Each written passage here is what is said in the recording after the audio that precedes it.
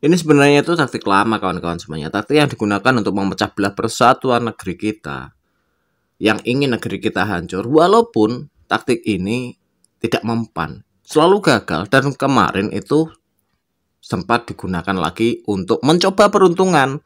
Memecah belah persatuan negeri kita. Dan gagal juga.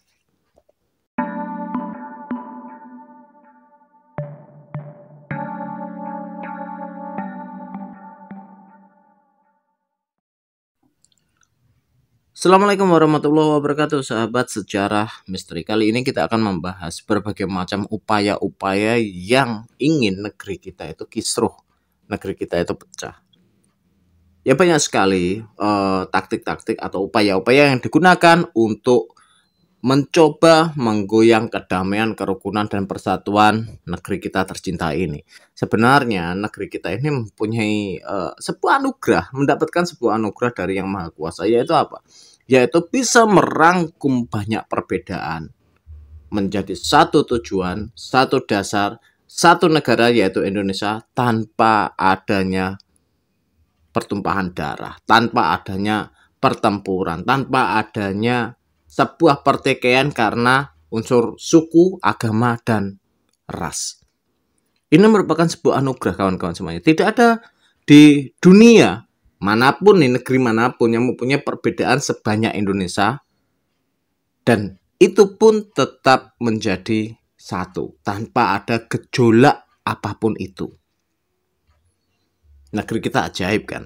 Tapi beberapa saat yang lalu itu ada sebuah gerakan-gerakan yang mencoba memecah-mecah, mengkotak-kotak negeri kita yang sudah tertata dengan berbagai macam kerukunan dan toleransinya di kota-kota lagi nih. Ada infiltrasi yang menginginkan negeri kita berasaskan Islam. Ada yang seperti itu. Berdasarkan khilafah. Ya sebenarnya itu metode-metode atau taktik-taktik seperti ini taktik usang sih teman-teman semuanya. Kalau eranya Belanda dulu itu ada DVD et Impera kan. Ada taktik adu domba nih, adu domba dari suku sini ke suku sana, suku sini ke suku sana. Ya banyak sekali produk-produk adu domba yang sekarang itu sebenarnya bisa kita lihat dalam buku-buku atau serat-serat di tanah Jawa nih, terutama ya seperti Babat Tanah Jawa, Serat Kanda, atau Kidung Sunda dan lain sebagainya. Itu menunjukkan bahwa sebenarnya itu produk-produk Belanda juga. Produk-produk Belanda. Kenapa? Karena ingin memecah kita, memecah persatuan kita. Miring-miringnya cerita-cerita soal Wali Songo. Ada Sunan Kudus yang dianggap kejam, mengeksekusi banyak orang. Ada Syekh Siti Jenar yang dieksekusi. Ada Hadi Wijaya yang berakhir dengan tragis. Ada Arya Penangsang. Mereka adalah tokoh-tokoh penyebar agama Islam yang begitu kuat dan mendominasi di tanah Jawa. Tapi oleh Belanda zaman dulu dikisahkan itu ya tetap ada yang dihancurkan lah marwahnya dalam tanda kutip seperti itu teman-teman. Kenapa? Karena pada zaman dulu mereka ada tokoh-tokoh yang menjadi sentral, figur dan panutan bagi orang-orang Jawa. Sehingga ketika orang-orang Jawa itu sudah menganut ketokohan mereka, mereka akan takluk, mereka akan tunduk. Lah orang-orang Belanda ini mengarang cerita dengan berbagai macam versinya biar ketaklikan atau ketundukan orang-orang Jawa dan Nusantara pada saat itu pudar. Tapi toh ternyata gagal. Kenapa mereka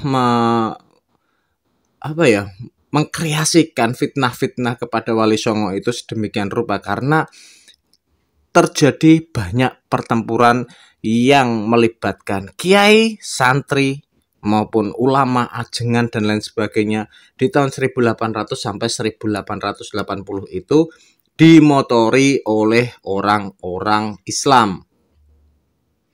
Ada perang Kedongdong di Cirebon. Ada perang Diponegoro. Ada perang Aceh. Lalu di Cilegon itu geger Cilegon itu kan dimotori orang-orang Islam. Kenapa? Karena pada saat itu yang membuat VOC betul-betul bangkrut itu adalah pertempuran melawan mereka, melawan orang-orang Islam yang militan ini. Militan karena apa? Militan karena mereka yakin akan ajaran yang dibawa dan akan petuah-petuah para wali dan penerusnya. Inilah yang berusaha dipotong oleh Belanda pada zaman itu. Lalu sekarang berbalik nih. Yang jadi aktor itu mengatasnamakan Islam. Karena apa? Karena mereka meyakini bahwa mereka itu tidak akan pernah bisa menghancurkan Islam itu dari luar. Caranya bagaimana? Ya, hancurkan dari dalam, mengatasnamakan Islam, mengatasnamakan Islam, mengatasnamakan Islam. Seperti itu. Walaupun ini terbilang gagal juga, NII, DITII itu mengatasnamakan Islam. Sejarah mengatakan pemberontakan DITI untuk membangun sebuah negara Islam Indonesia gagal. Sampai sekarang NKRI utuh, teman-teman. Memang harus melewati berbagai macam halangan dan rintangan. Lalu kemarin ada yang meneriakkan khilafah, pemerintah togut dan lain sebagainya. Demokrasi ini tidak sesuai dengan ajaran. Masih banyak orang-orang yang bisa mengcounter narasi-narasi yang seperti itu. Terutama orang-orang Islam dari NU ya, yang keras untuk menentang mereka. Adu dalil, adu ijtihad, silahkan. Ya, itu. Dan untungnya negeri kita itu dilindungi orang-orang yang berbasis tradisi. Berbasis tradisi, bagaimana tidak dilindungi? Makanya mereka, orang-orang yang mau menghancurkan negeri kita melalui Islam, selalu mendiskreditkan. Balik lagi Wali Songo. Kemarin ada yang mengatakan wali setan. Ada yang menciptakan narasi bahwa Wali Songo itu tidak ada. Ada yang menciptakan narasi ya, tradisi nyekar ini bid'ah syirik dan lain sebagainya. Itu dibangunlah narasi seperti itu untuk apa? Untuk mengikis benteng pertahanan kita. Kenapa Suriah bisa luluh lantak? Kenapa Afghanistan bisa luluh lantak seperti itu? Karena mereka tidak mempunyai benteng tradisi. Mereka Islam sama Islam. Afghanistan itu Islam sama Islam. Suriah pun sama. Islam sama Islam. Sekarang merembet ke Indonesia. Indonesia ternyata mereka itu masuk ke sini dengan harapan hasilnya sama dengan yang ada di Afghanistan, ada yang sama dengan di Suriah, Irak dan lain sebagainya. Ternyata mereka menemui tembok penghalang yang sedemikian tebal, kawan-kawan. Apa itu? Tradisi. Tradisi yang mengakar mulai dari eranya para wali sampai sekarang yang masih dijunjung tinggi dan dilaksanakan oleh masyarakat di Nusantara, terutama di tanah Jawa.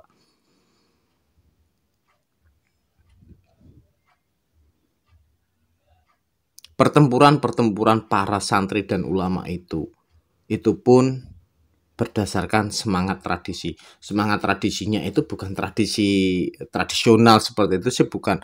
Tradisi merupakan ajaran turun-temurun ya, yang biasanya pada saat itu diajarkan oleh syekhnya atau guru torekotnya, itu yang membakar semangat para santri, ulama setelahnya, pihak para kiai setelahnya, penerus-penerusnya.